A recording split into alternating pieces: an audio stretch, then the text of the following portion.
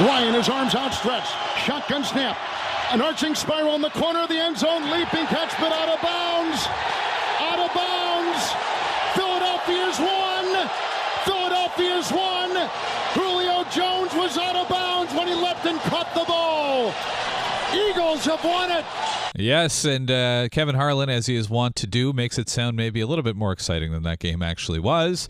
But the Eagles pick up where they left off in the NFC Championship game last year. That is causing a Falcons offense to look very, very bad in the red zone all night long, including at the end of that game. Even with a second chance after that penalty, they couldn't get the job done. Did you stay up late and watch that game? Sean Starr did.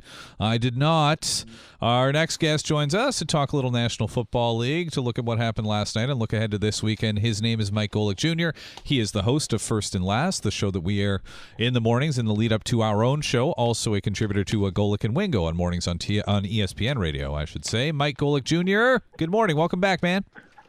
Good morning, guys. And yeah, I think anyone who stayed up for last night's game feels like we deserved a little more than we got, but we're gluttons for punishment. We missed NFL football, and so we did it anyway, which says a lot more about us than it says about no doubt. I mean, that was exactly my mindset. The game was terribly bad in the first half, and I said, you know what? I just have this feeling something special is going to happen, and I'm going to regret going to sleep because I'm going to come in tomorrow morning, and I'm going to miss it, and I'm going to have to watch it on replay. But, yeah, nothing happened except the flag fiesta in the game. Yeah, it really was. It was what you'd expect out of a sloppy week one bit of action. And with so much focus on certainly the nicks and bumps for some of the Eagles, most notably Nick Foles, during the preseason and all the lead-up and the build-up to who was going to play quarterback, it was a lot of what we got in that NFC playoff matchup between these two teams, where it's a low-scoring affair, and now, we're going to do what we do. We're going to overreact to a lot of the results from this game, but I don't think any of it's overly surprising because these are two teams as we go into the year that have a pretty secure identity. Unfortunately for the Falcons, that identity still involves not scoring points in the red area. It was remarkable, the ineptitude that they displayed all game long and right down to the wire. Before I get to that, though, I wanted to talk to you about Nick Foles. If Ian Rappaport is to be believed, and why wouldn't he be, reporting that Carson Wentz isn't expected to play now for a couple more weeks at least, if not longer, and we've heard various people speculating about the possibility that maybe we won't see him at all this season. Now, we're not there yet, but do you think Nick Foles could shoulder the load over the long term for the Eagles? It depends on what your expectations are. If we want to talk about them repeating the Super Bowl champions, then no, I don't think they get there with Nick Foles at the helm for the entire season. Nick Foles isn't an unknown commodity at this point. He's a guy that is the ideal NFL backup. He can go out there and win you some games when he gets in, and the strength of this Eagles team is there really is no one strength on offense. Now, right now, it may look like the run game, the way production was last night, but the idea of this team last year was to spread things and distribute so evenly that there wasn't one thing that was going to kill you when you looked at this Eagle offense. So he can buoy you through maybe the beginning portion of their schedule, but when push comes to shove, especially in the NFC this season, where there are so many top-level teams in this conference, you would really struggle to get back to any semblance of the success you had last year if he had to shoulder the load the entire season. It looked like the only difference for the Falcons offense from the NFC Championship game last year was that they decided to move Steve Sarkisian down to the sideline to call a bunch of terrible plays in crucial moments. Other than that, it looked very much the same. How discouraged should Falcons fans be by that performance by the offense, especially in the red zone? Honestly, I would say not too discouraged yet.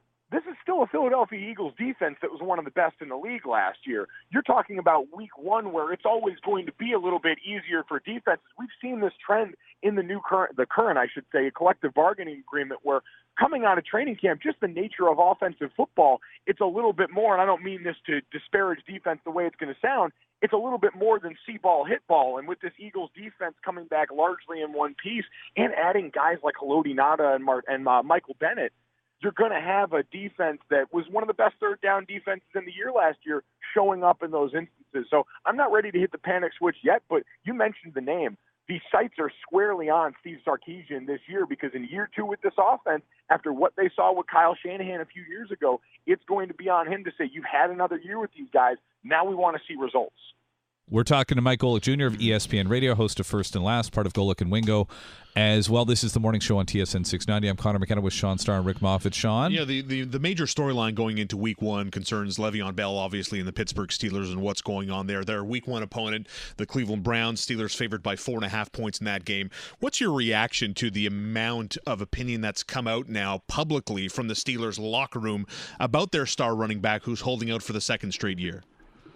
Yeah, it's surprising considering where it came from. Now, this locker room in particular is no stranger to stuff getting out. I mean, we saw in the last couple of seasons the Facebook Live video fiasco that went on in there that they had to deal with, and a couple of instances where people have wondered, does Mike Tomlin have control of this team at certain times? And I think that's always a bit of an overreaction. Mike Tomlin runs as tight a ship and as button-up an operation as any coach in the NFL and has that kind of respect from his players, but he allows them to be themselves. And it was just surprising because usually this offensive line in particular, the guys in this room are the protectors, are the guys that aren't going to give you a soundbite, and more often than not are going to support the hell out of their teammates and have supported Le'Veon in his quest to get paid from this team. But we've seen a level of frustration now and a level of vitriol that indicates to me there's got to be something else at play here, whether it was something that wasn't communicated amongst guys that all know each other really well at this point, or something that maybe they believe they were told that wasn't true. I don't know. I can't claim to have any insider info, but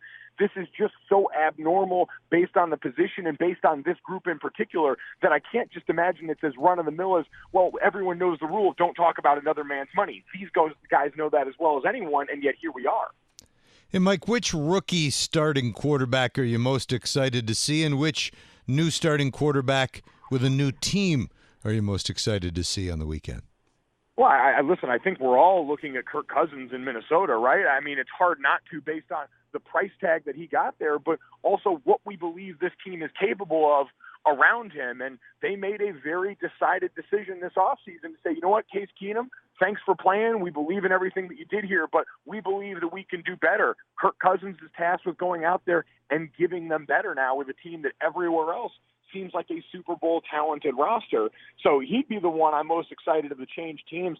Of the rookies, I mean, he's the one we're going to get the first look at, but I am really fascinated to see what Sam Darnold's able to do, mostly because it's an average roster around him. He's a guy that everyone is so excited about right now. And quite frankly, I just don't want this disappointment. I got a lot of friends that are Jet fans, and you just see the air go out of their balloon time and time again when they think they've got something good in Ryan Fitzpatrick for a season, and then it bottoms out. When you think you finally turn the page, I would like to see this for that particular team and for this player, because he's a guy with just limitless talent who, it sounds like behind closed doors, has matched that with NFL-ready intellect that surprised a lot of people. You know, with Darnold getting the go and the green light for the Jets in Week 1 as their starting quarterback, who do you think's the next rookie QB to get the nod as the number one? Are we talking Josh Allen, Josh Rosen? You got a feeling one way or the other?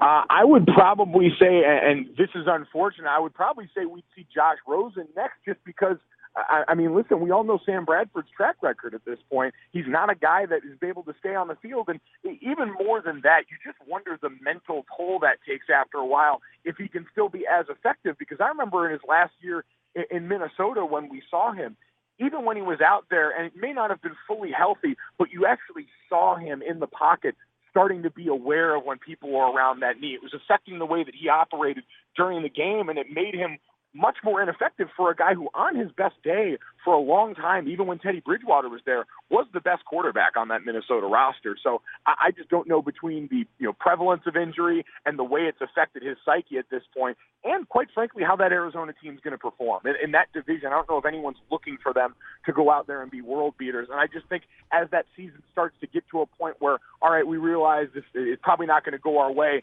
it behooves them to start to get a look and get Josh Rosen those real game reps. Tom, there's been so much back and forth regarding your relationship with the organization and Bill Belichick over the summer. Where is it now today as you get ready for the season to start? I'm excited about the year. Every year is a fresh start in the NFL, and every team is starting at the same place. And my goals, Coach Belichick's goals, our team goals are the same as what they've always been.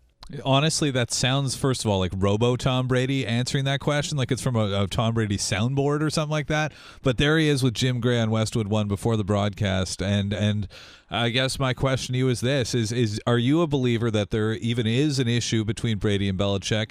And do you think that will be something that is an impediment to the Patriots trying to win another one?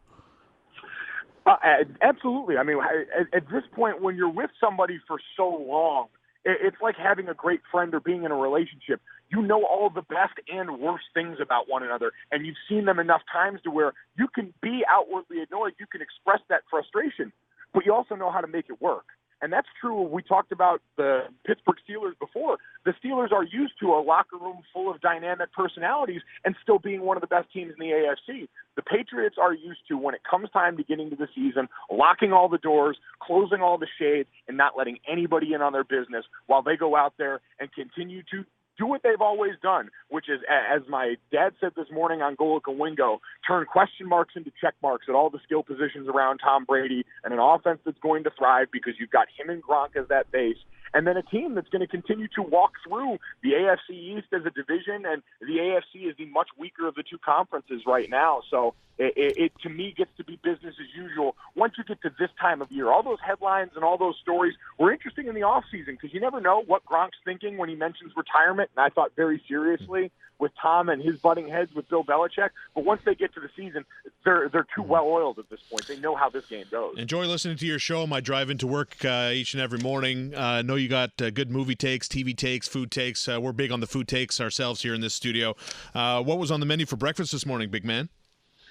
Listen, so we were doing the show live from Green Bay this morning in advance of the Packers and the Bears kicking off their season this weekend. And, you know, we go to Wisconsin. The cheese is on deck. Now, we didn't go cheese curds this morning. That would have been a bit aggressive, although most of our crowd was already drunk by the time we hit 6 a.m. I was physically and chemically altered yesterday by the amount of cheese curds and spotted cow beer I put in my body. I am not the same man I was going into this weekend. I don't know if I'm better or worse, but I can tell you that I'm different, and cheese curds are the reason why. It is so cliche, it is so overdone, but it is so overwhelmingly worth it out here. Outstanding. Hey, enjoy it. Thanks for your time, man. We appreciate it.